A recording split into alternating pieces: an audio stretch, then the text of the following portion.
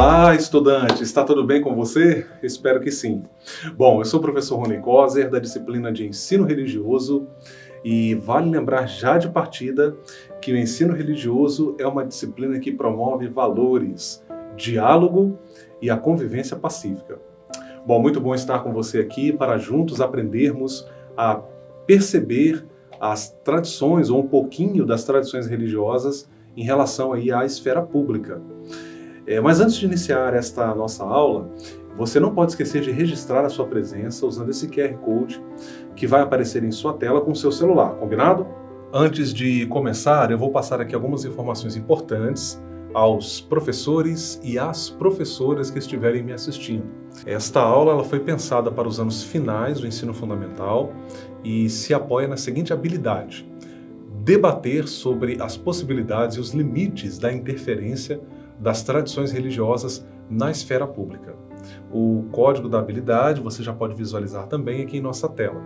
O objetivo da aula consiste em levar o estudante a perceber a importância e o peso da religião na esfera pública e a analisar criticamente como se dá essa relação. Tema polêmico, não? Bom, mas calma. A gente vai refletir com ponderação e calma sobre esta questão, abordando princípios que perpassam os diferentes posicionamentos políticos e a questão da escolha individual de cada cidadão no campo da política. Bom, apresentações feitas, agora vamos para a nossa aula. Diante da habilidade que orienta a nossa aula, que eu acabei de ler, é importante que a gente levante aqui algumas perguntas. Vamos lá? Bom, a primeira pergunta: o que é tradição religiosa? Segunda pergunta: o que significa esfera pública? E a terceira pergunta: o que significa esfera privada? Nós vamos começar buscando responder a estas três perguntas que eu estou levantando aqui, ok? Você possivelmente já ouviu aquele ditado popular que afirma o seguinte: religião, futebol e política não se discutem. Pois é. Mas nesta aula eu vim aqui dizer para você o contrário disso. Esses assuntos se discutem sim. Mas como eles devem ser discutidos? Talvez você possa até estar se perguntando. Eis a grande questão aqui. A verdade é que esses assuntos precisam sim ser dialogados, mas de modo aberto, por meio da escuta atenta e interesse pelo que o outro busca demonstrar. E isso contribui para que você e eu possamos desenvolver a nossa criticidade, isto é, a nossa capacidade de avaliar propostas, ações e promessas de maneira racional, justa e imparcial. Mais adiante eu volto a explicar a você qual é o sentido desta palavra criticidade, que pode não ser muito familiar a você. É importante que você a memorize e não apenas isto, mas sobretudo que você a pratique em sua vida. Bom, vamos lá. Eu vou buscar responder aqui as perguntas que nós levantamos agora há pouco. O que é esfera pública? Bom, nós podemos defini-la como o espaço público, que inclui serviços, instituições públicas que existem para servir e atender bem a população. A esfera pública diz respeito justamente àquilo que é de interesse coletivo, social, não privado. E é aqui que entra a política. A política é a arte ou a ciência de governar, e governar bem. A política é essencial porque é ela que rege a esfera pública, tomando decisões e administrando processos e serviços públicos. Infelizmente, nem sempre a política é pacífica em relação à convivência de crenças e pensamentos diferentes. Vale lembrar aqui que a intolerância está presente em todas as esferas, infelizmente. Nós falamos muito da intolerância no aspecto religioso, mas ela se vê também em outras esferas de relações humanas. Será que o diálogo é possível nesse cenário? Bom, esse é um debate necessário, mas nem sempre nos damos conta da sua importância. Uma área em que se exerce alguma atividade, intelectual ou física, pode ser chamada de esfera. Cada esfera, assim, bem como também os espaços e as instituições, ela tem os seus valores, suas regras e também os códigos de conduta próprios. De modo geral, as esferas podem ser divididas aí numa classificação geral em pública e privada.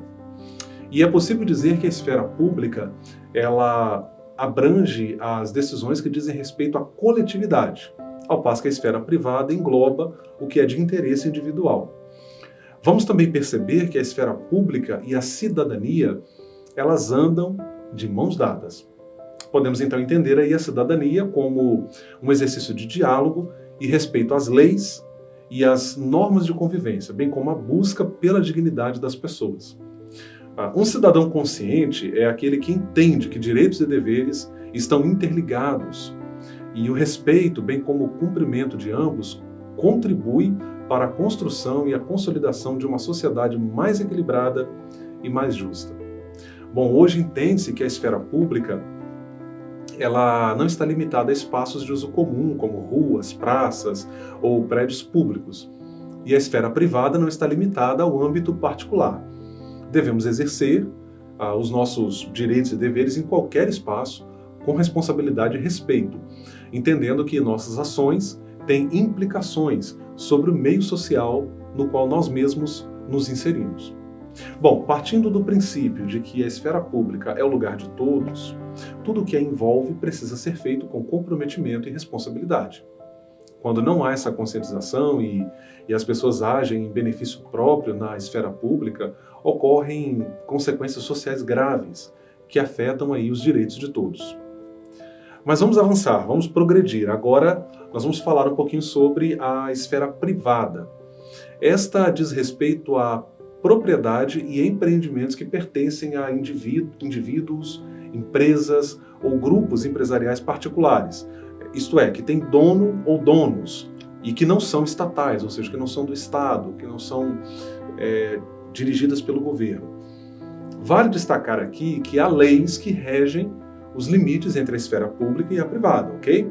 E isto até para evitar determinadas formas de corrupção. Por exemplo, quando uma verba é desviada para atender a interesses de ganho pessoal, o bem comum acaba sendo colocado de lado e a coletividade social acaba sendo aí seriamente prejudicada em alguma esfera, na saúde, na educação, na infraestrutura urbana e outras áreas que a gente poderia citar aqui, porque aquele recurso não foi corretamente direcionado, né? Bom, faltou eu definir aqui tradição religiosa, certo? Bom, uma tradição, ela pode ser entendida aí como uma crença que resulta de determinadas práticas e que é preservada ao longo do tempo por algum grupo social, seja ele religioso ou não, ok? No caso das tradições religiosas, tratam-se de crenças religiosas, convicções de natureza doutrinária, hábitos e ritos religiosos, dentre outros elementos, que são preservados e repassados às novas gerações no interior das religiões. E essa transmissão se dá pelo ensino, tanto pelo ensino oral, como também por meio de textos sagrados e textos religiosos. Muito bem, mas o que esfera pública, esfera privada e tradição religiosa tem a ver uma coisa com a outra? Talvez a esta altura da nossa aula você esteja perguntando isso. Bom, o que ocorre é que essas crenças, convicções doutrinárias e religiosas influenciam diretamente a política e as esferas públicas e privadas. Há muitos políticos que são religiosos, praticantes mesmo das suas religiões, e que votam favoravelmente ou não em determinados projetos de lei, justamente em função de sua orientação religiosa e das crenças religiosas que carrega consigo. Estabelece-se assim uma relação direta e indireta entre religião, política e esfera pública. Essa relação entre religião e política precisa ser avaliada criticamente. Nem sempre essa relação é positiva. Todavia, devemos ressaltar: a religião e a política em si mesmas não são ruins. Antes, são boas e muitas contribuições oferecem e podem oferecer. Vamos lá. Uma coisa são as más ações de maus políticos, que saqueiam os cofres públicos e geram prejuízos enormes à população, na saúde, na segurança pública, no funcionalismo público, na educação, etc. Outra coisa é a política em si mesma, que é boa, necessária e, quando bem feita, só tem a enriquecer a sociedade, só tem a contribuir com todos nós. Agora, uma pausa aqui em nossas considerações, uma pausa bem rápida, porque eu preciso reforçar com você, estudante, a importância do registro da sua presença por meio deste QR Code que aparece em sua tela. O registro da sua presença é fundamental e, inclusive, serve aqui como um fator motivador do nosso trabalho. Agora, muito bem, considerando que você fez aí o registro da presença, ou da sua presença, vamos prosseguir com o nosso assunto. E eu quero aqui apresentar algumas noções, agora vai ficar quente, hein? Eu quero apresentar a você algumas noções e princípios que devem nortear, que devem orientar essa relação entre religião, esfera pública e política. Calma, calma, calma. Eu não vou aqui defender um lado ou outro da política, tipo, vou defender a direita ou defender a esquerda, ou mesmo defender o político A ou B. Não, não é isso que eu vou fazer aqui. A nossa reflexão, ela se eleva sobre isto. Ela tem um objetivo maior, que simplesmente indicar um lado, um partido ou um político, tá? Ou mesmo criticar um e outro não. Nossa reflexão aqui está acima disso. Os valores e critérios que eu vou apresentar a você servem e devem servir como parâmetro para a nossa análise de qualquer político e de qualquer proposta política. Venha ela da bancada católica, evangélica, ou dos partidos mais alinhados com a esquerda, ou dos partidos alinhados mais com a direita, enfim. É fundamental que você, estudante, vote com criticidade. Lembra dessa palavra? Você sabe o que é criticidade? Esta palavra, ela é muito parecida com a palavra crítica e indica a capacidade de pensar nos fatos, refletir sobre eles e analisar o que está sendo dito, o que você ouve. Neste sentido, todos nós precisamos ser críticos. Mas observe que a palavra críticos aqui, ela tem assim, ou ela assume assim um sentido positivo, ok? Não tem o sentido que assume no senso comum, no cotidiano. Quando, por exemplo, alguém diz, fulano está me criticando. Não é com este sentido, é com o sentido de capacidade de avaliar o que se ouve e os fatos que nós observamos. Vamos lá, eu vou apresentar esses princípios agora, que eu mencionei antes, em forma de interrogação. E depois eu vou tecer uma breve explicação, ok? Vamos lá. Primeira pergunta, primeira indagação. Qual é o histórico desse político em quem você considera votar? Essa proposta vai na direção do interesse social comum, como a proposta que o político apresenta, né? Ela vai na direção do interesse social comum, ou interesses sociais comuns, como saúde, educação, segurança pública, direitos humanos, infraestrutura urbana, dentre outros, ou atende a interesses de um grupo social em particular em detrimento de toda a sociedade. Caro estudante, cara estudante, você talvez ainda não esteja na idade obrigatória para votar, mas já pode, e eu diria, deve refletir ou começar a refletir sobre a importância do exercício do voto. Se você está votando, aí vem a minha pergunta para você. Você está votando por paixão ou de maneira racional? Esta é uma outra pergunta importante. Em outras palavras, você está realmente analisando os fatos, propostas e caminhos tomados pelo seu candidato? Pense nessas perguntas. A despeito de qual posição na política você possa escolher, seja direita, esquerda, centro, etc., se você pensa a política e vota considerando pelo menos essas questões que foram aqui levantadas, que são super importantes, com certeza o seu voto será muito mais responsável e você estará cumprindo o seu papel como cidadão. Agora, eu convido você a realizar uma atividade em sua casa, aí na sua casa mesmo, você vai enviar para nós, por meio deste QR Code que aparece aqui na tela. E a atividade é a seguinte: você deverá gravar um vídeo de no máximo 2 minutos, gente, não pode passar, hein? Atenção, 2 minutos apenas, explicando o que você entendeu a respeito da relação entre religião e esfera pública, ou como essa relação deve ser, ok? Se você preferir, você pode gravar e postar numa mídia social e envia para a gente apenas o link. Talvez você ache mais fácil fazer dessa forma, ou talvez você não queira expor, apenas gravar o vídeo e enviar o arquivo para a gente, tá bom? Nós vamos receber da mesma forma. Entenda que este é um momento importante em que você exercita sua criatividade e sua capacidade de pensar sobre o assunto, tudo bem? Bom, agora vem comigo aqui na tela. Olha que legal. Que tal você me ajudar a preencher este mapa mental, hein? Pois é, sozinho eu não vou conseguir, eu preciso da sua ajuda. Então vamos lá. Repare que o conceito central aqui do nosso mapa, aqui na nossa tela, é religião e esfera pública. O exercício consiste em que você responda qual a palavra seguinte que deve ser inserida conforme a dica que eu vou dar a você aqui, ok? Então vamos lá. O primeiro conceito que eu quero relacionar tem a ver com a capacidade de avaliar os fatos e as propostas de maneira racional e equilibrada e, claro, com imparcialidade. Olha, esse é o próximo conceito, hein? E eu acho que está assim, um pouquinho mais difícil, mas eu vou dar uma dica agora, hein? Eu usei esta palavra durante a nossa aula. Vou dar outra dica agora, vai ficar ainda mais fácil. Este termo tem uma relação com a palavra crítica. Então você tem que votar com 1, 2, 3. Muito bem. Se você disse criticidade, acertou em cheio.